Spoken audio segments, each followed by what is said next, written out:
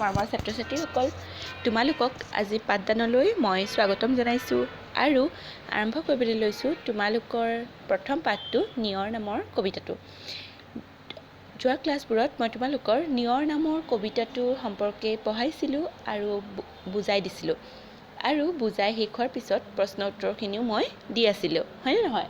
নিশ্চয় লিখিছা চাগে নে পাহৰিলা নেকি আকৌ কোনোবাই? ঠিক আছে বাৰু দেই। আজি তোমালোকৰ এই 5 নম্বৰৰ প্ৰশ্নটো উলিয়াই লোৱাচোন, বহি কলম উলিয়াই লোৱা, লিখা। ইয়াতে আছিলে যে প্ৰসংগ সংগতি দৰ্শাই ব্যাখ্যা কৰা। তোমালোকক মই আগতে 6ত থাকোঁতে প্ৰসংগ সংগতি দৰ্শাই ব্যাখ্যা কৰা পঢ়াইছিলোঁ নহয়, হয়নে নহয়?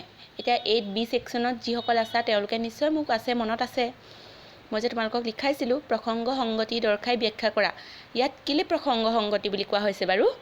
যে প্ৰসংগটো হৈছে মানে ক'ৰ পৰা অনা হৈছে, ক'ৰ পৰা লোৱা হৈছে।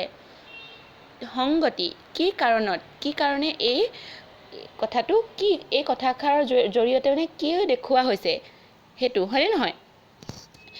ইয়াত আছে নিজম আকাশৰ নিচুক কথাটি হিয়াত থৈছে সাঁচি, কোন কাহানিৰ সপোন দেখিছে কোনে হাঁহিছিল নাচি। ইয়াতে প্ৰসংগ হ'ব এই কবিতা ফাঁকি ক'ৰ পৰা তুলি অনা হৈছে, গম পাইছানে?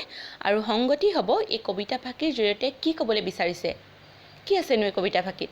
তাৰপিছত ব্যাখ্যাটো হ'ব এই কবিতা ফাঁকিত কি ব্যাখ্যা কৰা হৈছে। ব্যাখ্যাটো তোমালোকে নিজে লিখিব লাগিব, হয়নে? কথাটো লিখা।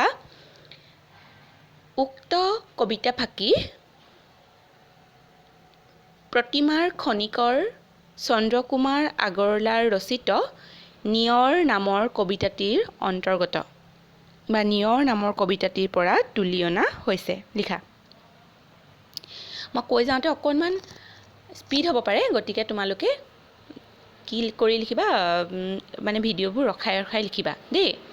চোৱা, ৰাতিপুৱা মুকুতা সদৃশ নিয়ৰ কণাবোৰ ফুলৰ পাহিত ওলমি থকা দেখি কবিৰ মনত জাগি উঠা মনোৰম কল্পনা এই কবিতা ফাঁকিৰ জৰিয়তে প্ৰকাশ পাইছে। কি প্ৰকাশ পাইছে? যে ৰাতিপুৱা মুকুতা সদৃশ নিয়ৰ কণাবোৰ যেতিয়া ফুলৰ পাহিত ওলমি থাকে তেতিয়া কি হয়, কবিৰ মনত এটা মনোৰম কল্পনা জাগি উঠিছে আৰু সেই কল্পনা কবিতাটিৰ জৰিয়তে প্ৰকাশ পাইছে। ফটিক পানীত ধোৱা মুকুতা সদৃশ নিয়ৰ কণাবোৰক কবিয়ে নিশাৰ আকাশৰ সৰি পৰা তৰা আৰু পুৱাৰ হেঙুলি বেলিৰ পোহৰত সেমেকি উঠা চকুপানীৰ লগত তুলনা কৰিছে। মই বুজাইছিলোঁৱেই যে নিয়ৰৰ কণাবোৰক কবিয়ে কিহৰ লগত তুলনা কৰিছে, যে ফটিক পানীত ধোৱা মুকুতা সদৃশ নিয়ৰ কণাবোৰক নিশাৰ আকাশৰ পৰা সৰি পৰা একোটা তৰাৰ লগত তুলনা কৰিছে। পুৱাৰ হেঙুলি বেলিৰ পোহৰত সেমেকি উঠা চকুপানীৰ লগত তুলনা কৰিছে। আনহাতে নিজম আকাশৰ হিয়াত সাঁচি থোৱা কান্দোনৰ ভাৱৰ কথাৰে হাঁহি হাঁহি নাচি থকা কোনোবা নাচনীৰ ডিঙিৰ পৰা ছিগি পৰা মণিৰ লগত তুলনা কৰিছে। আৰু কোনোবাই কাহানি বা দেখা সপোনৰহে ই যেন অভিব্যক্তি। তোমালোকক মই কওঁতে খুব স্পীড হৈছে, নিশ্চয় তোমালোকে এনেকৈ কৈ যাওঁতে লিখিব নোৱাৰিবা, গতিকে তোমালোকে ভিডিঅ'টো ৰখাই প'জ কৰি পেলাই লিখি ল'বা দেই। কাৰণ বহুত মানে মই যদি এতিয়া এষাৰকৈ কৈ থাকোঁ ভিডিঅ'টো দীঘলীয়া হৈ যাব, বাকীবোৰ পঢ়াব নোৱাৰিম, হয়নে নহয়? গতিকে তোমালোকে লিখিবা তেনেকৈ, ঠিক আছে? এইখিনি লিখিবা। বাকী আজি আমি এইটো চাওঁচোন আহা, জানো আহা, চোৱাচোন, উলিয়াই লোৱা কিতাপখনৰ 4 নম্বৰ পেজটো উলিয়াই লোৱাচোন। জানো আহা, ইয়াত কি আছে চোৱা, যে কোৱা হৈছে যে সংস্কৃতৰ পৰা, তোমালোকে নিশ্চয় সংস্কৃত ভাষাৰ কথা শুনিছা, হয়নে নহয়? শুনিছানে নাই সংস্কৃত ভাষাৰ কথা? যে সংস্কৃত ভাষাৰ পৰা মানে যিবোৰ সংস্কৃত ভাষাৰ পৰা কিছুমান শব্দ অসমীয়া ভাষালৈ আহিছে, মইতো তোমালোকক আগতেও কৈছিলোঁ। আৰু সংস্কৃত ভাষাৰ শব্দবোৰক মানে সংস্কৃতমূলীয় শব্দবোৰক 3টা ভাগত ভাগ কৰা হয়। আৰু সেই ভাগকেইটা হৈছে তৎসম, অৰ্ধতৎসম আৰু তদ্ভৱ। তৎসম মানে হৈছে যে সংস্কৃতৰ শব্দবোৰ প্ৰধানকৈ মানে ডাইৰেক্ট যিবোৰ ভাষা আহে সেইবোৰ দেই, যিবোৰ সংস্কৃত শব্দ পোনে পোনে আহি অসমীয়া ভাষাত মানে প্ৰৱেশ কৰিছে সেইবোৰক তৎসম শব্দ বোলা হয়। আৰু তৎসম শব্দৰ ৰূপবোৰ সংস্কৃতৰ দৰে এতিয়াও অসমীয়া ভাষাত আছে, তাৰ উচ্চাৰণহে কিন্তু কিছু পৰিমাণে সলনি হৈছে। বুজি পাইছানে যে সংস্কৃতমূলীয় শব্দবোৰক তিনিটা ভাগত ভাগ কৰা হয়। সেইকেইটা হৈছে তৎসম, অৰ্ধতৎসম আৰু তদ্ভৱ। আৰু তৎসম শব্দ কোনবোৰ? যিবোৰ শব্দ সংস্কৃত শব্দ মানে পোনে পোনে অসমীয়াত আহি প্ৰৱেশ কৰিছে সেইবোৰ হৈছে তৎসম শব্দ। আৰু তৎসম শব্দৰ উদাহৰণ চোৱা, আকাশ, আকাশ শব্দটো আকাশী হৈছে। অশ্ব মানে কি ঘোঁৰা, হয়নে নহয়? অশ্ব শব্দটো অশ্বই হৈছে। বংশ বংশই হৈছে। বৰ্ণ বৰ্ণই হৈছে। হস্ৰ আহিছে। দীৰ্ঘ হৈছে। জীৱন জীৱনী হৈছে দেই। এইবোৰ হৈছে তৎসম শব্দ। এইবোৰ শব্দ সংস্কৃতমূলীয় শব্দ আৰু ডাইৰেক্ট অসমীয়ালৈ আহি গৈছে। বুজি পাইছা? আৰু অৰ্ধতৎসম শব্দবোৰ কোনবোৰ? যে যিবোৰ তৎসম শব্দৰ সংযুক্ত ব্যঞ্জন মাজত স্বৰবৰ্ণ সোমাই শব্দবোৰ ভাঙি উচ্চাৰণ সৰল কৰা হয় আৰু লিখোঁতে অসমীয়া উচ্চাৰণতে লিখা হয়, সেইবোৰক অৰ্ধতৎসম শব্দ বোলে। অৰ্ধতৎসম মানে তৎসমৰ আধা। কি বুলি কৈছে?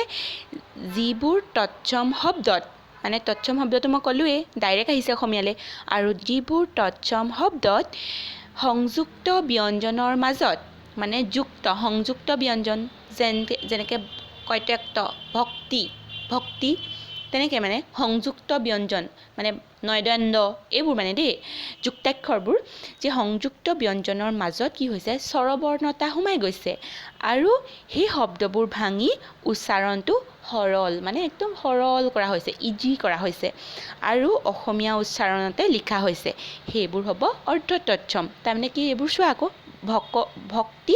ভক্তিৰ পৰা কি আহিছে? ভকতি। মুক্তাৰ পৰা আহিছে মুকুতা।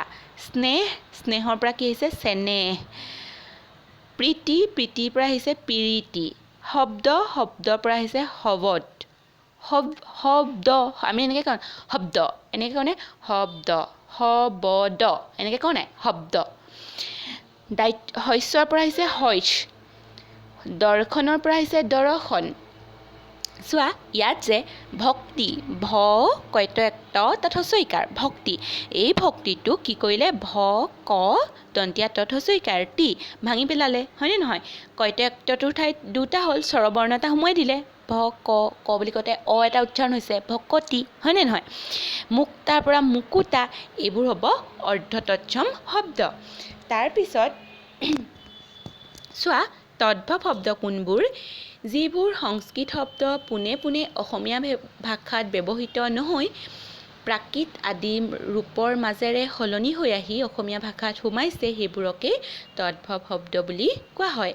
তদ্ভৱ শব্দবোৰৰ উদাহৰণ চোৱা, কৰ্ম কাম, হস্ত হাত, সৰ্প সাপ, কৰ্ণ কাণ, অদ্য আজি, অদন্ত দাঁত।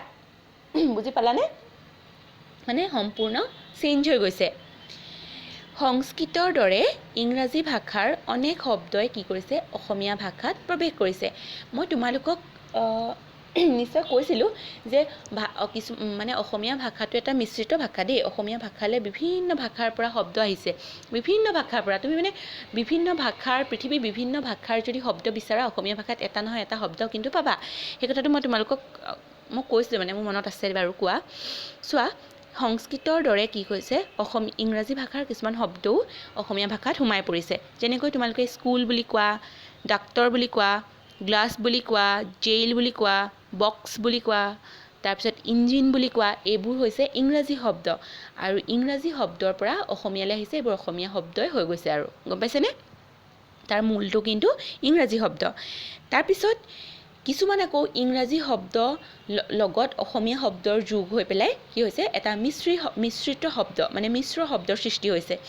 যেনেকৈ হেড পণ্ডিত হৈছে, মটৰ গাড়ী হৈছে, ডাক্তৰখানা হৈছে।